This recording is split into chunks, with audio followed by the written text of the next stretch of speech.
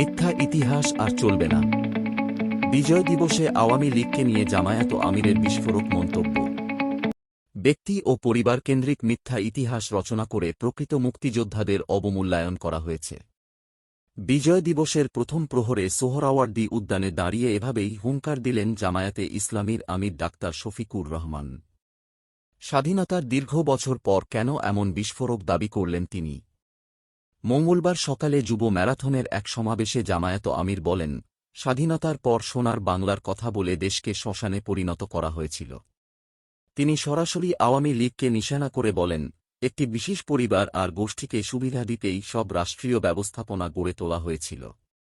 এমনকি ৭৫ পরবর্তী সময়ে মাথায় ঘোমটা আর হাতে তসবিহ নিয়ে মানুষকে ধোঁকা দেওয়ার রাজনীতি করা হয়েছে বলেও তিনি অভিযোগ করেন। ডাক্তার শফিকুর রহমান স্পষ্ট জানিয়েছেন, আওয়ামী লীগ দেশ থেকে পালিয়ে গেলেও এখনও ষড়যন্ত্র থামায়নি। তিনি বলেন, অতীতের বস্তাপচা সব রাজনীতিকে পায়ের নিচে চেপে নতুন ধারার বাংলাদেশ গড়তে হবে। আর এই নতুন বাংলাদেশের নেতৃত্বে থাকবে আজকের তরুণ প্রজন্ম। আসন্ন নির্বাচনে তারুণ্যের বিজয় হবে, এমন আশাবাদী ব্যক্ত করেছেন তিনি। নির্বাচনের প্রশ্নে জামায়াত আমিরের অবস্থান অত্যন্ত কঠোর। তিনি বলেন, আগামী ফেব্রুয়ারির নির্বাচনে তারা শুধু দলীয় বিজয় চান না, চান ১৮ কোটি মানুষের বিজয়। নির্বাচন কমিশনকে হুঁশিয়ারি দিয়ে তিনি বলেন, আমরা কোনো আনুকূল্য চাই না, কিন্তু কোনো বিশেষ দলকে যদি কমিশন সুবিধা দেওয়ার চেষ্টা করে, তবে তা কঠোর হস্তে দমন করা হবে।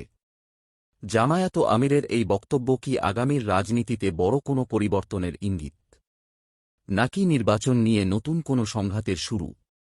আপনার মতামত আমাদের কমেন্টে জানান। ভিডিওটি ভালো লাগলে লাইক দিন এবং শেয়ার করে সবাইকে দেখার সুযোগ করে দিন। আর নতুন বাংলাদেশ এর সব খবর সবার আগে পেতে এখনই আমাদের চ্যানেলটি সাবস্ক্রাইব করুন। ধন্যবাদ।